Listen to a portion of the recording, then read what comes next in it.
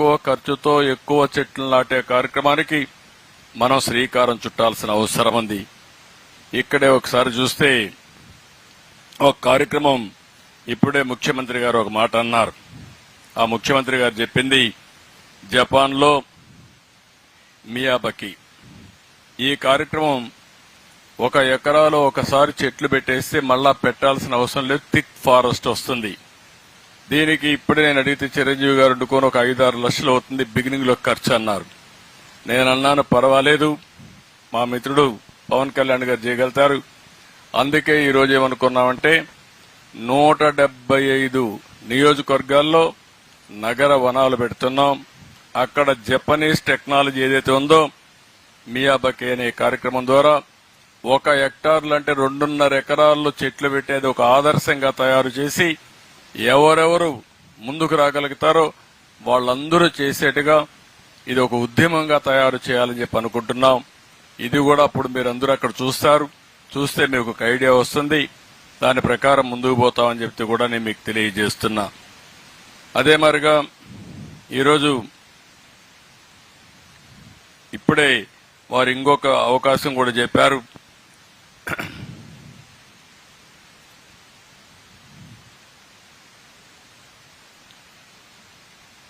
ఇంకొక మాట కూడా చెప్పారు, నరేగా డబ్బుల్ని దీంట్లో ఇంక్లూడ్ చేద్దామని. మియావాకీకి నరేగా డబ్బులు అది ఈజీగా అవుతుంది. మీరు 175 కూడా కన్వర్ట్ చేయొచ్చు అనుకుంటున్నా. అవసరమైతే 1 హెక్టార్ కాకుండా దాంట్లో ఎటు మెటీరియల్ కాంపోనెంట్ ఉంటుంది, లేబర్ కాంపోనెంట్ ఉంటుంది. రెండూ కలిపి ఈ 175 కనీసం 50% అన్న చేయండి, చాలా ఇంపాక్ట్ వస్తుంది. దానివల్ల రాష్ట్రంలో ఒక స్ఫూర్తిదాయకంగా ముందుకు పోయే పరిస్థితికి వస్తుంది. పక్కనే నరేగా మంత్రి కేంద్రంలో ఉండడం ఆయన చూస్తున్నాడు ఇవన్నీ ఏంటని. మేము ఎప్పుడు కొత్త ఆలోచనలు చేస్తాం. ఆ కొత్త ఆలోచనలు మీరు దేశం అంతా అమలు చేసే బాధ్యత మీకు ఇస్తాం. ఇంత మునుపైతే నరేగా ద్వారా పనులు చేయాలని తెలియని రోజున పనులు చేపించాం. ఎప్పుడు కూడా మనసు ఉండాలి, ఆలోచనలు ఉండాలి, కార్యక్రమాలు ఆటోమేటిక్ గా అవుతాయని చెప్పి కూడా నేను మీకు తెలియజేస్తున్నా. ఈరోజు ఇంకొక పక్కన ఈరోజు పిల్లలందరూ ఎక్కడున్నారు, గ్లోబల్ వార్మింగ్ పెరిగింది. ఎంతో మంది చెప్తున్నారు మనకందరికీ. దీనివల్ల పొల్యూషన్ విపరీతంగా పెరిగిపోతా ఉంది. ఒక పక్క పరిశ్రమల కాలుష్యం, ఒక పక్క వాహనాల కాలుష్యం, ఇంకో పక్క నదులు కాలువలు ఇవన్నీ కూడా కలుషితం అయిపోతున్నాయి. దీనికి తోడుగా అడవుల్ని మనం నరికేస్తున్నాం. ఇవన్నీ చేసిన దానివల్ల అడవుల్లో అయితే ఒక ఫారెస్ట్ కు వ్యతిరేకంగా మైనింగ్ కూడా చేసే పరిస్థితి వచ్చారు. కొంతమంది పార్కుల్ని, చెరువుల్ని, కాలువలు కూడా కబ్జా చేసే పరిస్థితికి వచ్చారు. అదే మరిగా టౌన్స్ బాగా వస్తున్నాయి, ఎక్కడికక్కడ కాంక్రీట్ వస్తా ఉంది. దీనివల్ల కూడా మీరు ఒకసారి చూస్తే పెను మార్పులు పర్యావరణంలో వచ్చే పరిస్థితి వస్తా ఉంది.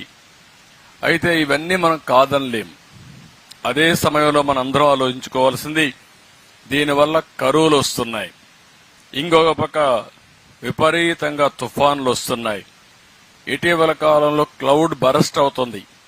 అంటే ఒకే దిక్కడ క్లౌడ్స్ రావడం, మేఘాలు రావడం, పడే వర్షం ఒకటే దిక్కడ గురిసిపోతా ఉంది. మొన్న అదే కేరళలో జరిగింది. కేరళలో క్లౌడ్ బరస్ట్ అయ్యి మొత్తం ఆ ప్రాంతం అంతా వరదలు వచ్చేసి చాలా మంది చనిపోయే పరిస్థితికి వచ్చారు.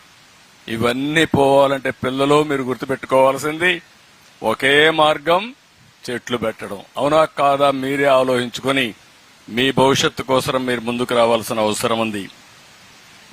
ఈరోజు అమరావతి ఉంది, ఒక సుందరమైన రాజధానిగా తయారు చేస్తాం. ఇది బ్లూ అండ్ గ్రీన్ కాన్సెప్ట్ తో ముందుకు పోతున్నాం. 51% చెట్లుంటాయి, పార్కులుంటాయి, బ్రహ్మాండంగా అభివృద్ధి చేసి ముందుకు తీసుకెళ్తాం. మనం అందరం ఇవన్నీ చేస్తామంటే 5 సంవత్సరాల గవర్నమెంట్ ఏం చేసిందంటే అడవుల్లో మనం ఎర్ర చందనం వేస్తే వీళ్లు స్మగ్లర్ని పెంచారు. ఎక్కడికక్కడ ఎర్ర చందనం స్మగిల్ చేసే వ్యక్తుల్ని ప్రోత్సహించి సీట్లు కూడా ఇచ్చే పరిస్థితికి వచ్చారు. ఒక్క సహజ వనరుల దోపిడీ మీరు చూస్తే 19,000 కోట్ల రూపాయలు దోపిడీ చేసే పరిస్థితికి వచ్చారు. కడాన మీరు చూసినప్పుడు ఇసుకైతే పెద్ద ఎత్తున దొంగ రవాణా చేశారు. నేచర్ మనకు అన్ని ఇచ్చింది, నీళ్లు ఇస్తా ఉంది, మనకు కావలసిన గాలి ఇస్తుంది, బాగా మెయింటైన్ చేస్తే వర్షాలు సక్రమంగా ఇస్తుంది. అదే మరి సహజ వనరులన్నీ కూడా భూగర్భ ఖనిజ సంపద ఇస్తుంది. కానీ ఇవన్నీ కూడా ఇష్టానుసారంగా చేసి కడాన కొండలు దువేసే పరిస్థితికి వచ్చారు. మీరు చూశారు ఋషికొండ, అక్కడ ఋషులు ఒకప్పుడు ధ్యానం చేసేవాళ్లు. అలాంటి ఋషి కొండ కొట్టేసి 500 కోట్ల రూపాయలు ఖర్చు పెట్టి ప్యాలెస్ కట్టుకున్నారు. మీరందరూ ఒప్పుకుంటారా నేను అడుగుతున్నా? ఇక్కడ ఎవరైనా వచ్చి ప్యాలెస్ కడితే మీరు ఒప్పుకుంటారా? రేపు పవన్ కళ్యాణ్ గారు నాకు అధికారం ఉందని ఒక ప్యాలెస్ కడితే మనం ఒప్పుకుంటా నేను అడుగుతున్నా. కానీ కట్టారు. ఆయన పవన్ కళ్యాణ్ గారు కట్టరు, వేరే వాళ్ళని కట్టనీరు, కడితే తాట తీస్తారు. అది ఆయన మెంటాలిటీ, ఆనాటి పాలకుల యొక్క ఆలోచన విధానం ఇది. ఒకప్పుడు ముఖ్యమంత్రి గాని డిప్యూటీ సీఎం వచ్చింటే ఇక్కడ చెట్లే ఉండేటివి కాదు, మొత్తం నరికేసేవాళ్లు. ఇప్పుడు మేము చెట్లు పెంచుతాం గాని, చెట్లు పెడతాం గాని చెట్లు కొట్టనీయం, కొట్టం. అది మా సిద్ధాంతం అని చెప్పి కూడా మరొకసారి రాష్ట్రంలో ఉండే ప్రజలందరికీ హామీ ఇస్తున్నాం. కడాన మీరు ఒకసారి చూస్తే కర్నూలు జిల్లాలో బ్రహ్మంగారిని గురించి విన్నారా మీరు? కాలజ్ఞానం చేశారు, లేకుంటే అప్పుడు కాలజ్ఞానం కూడా రాసేవాడు, విన్నారా?